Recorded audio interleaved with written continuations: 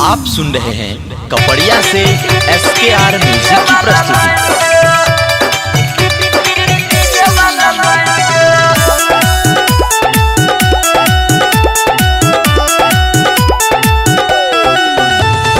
अभी आप सुन रहे हैं कपड़िया से SKR म्यूजिक की प्रस्तुति।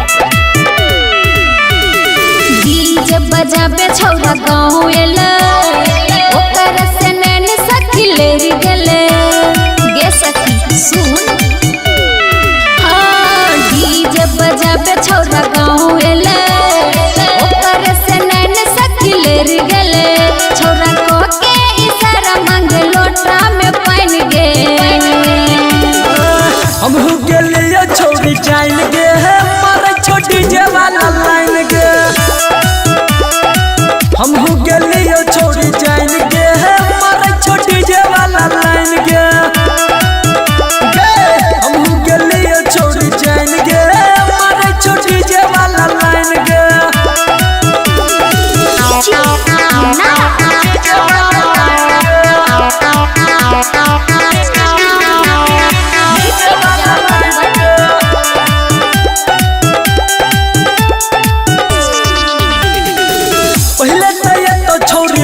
मजा मजा बाद में मिलतो तोरा साजा साजा साजा।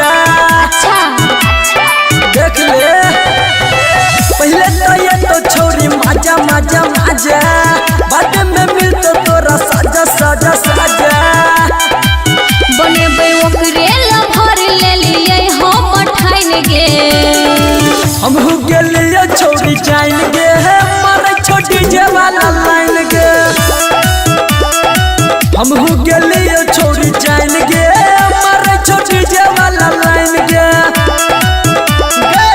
हम हो गेलिए छोड़ी जाइन गे मारे छोटी जेवाला लाइन गे।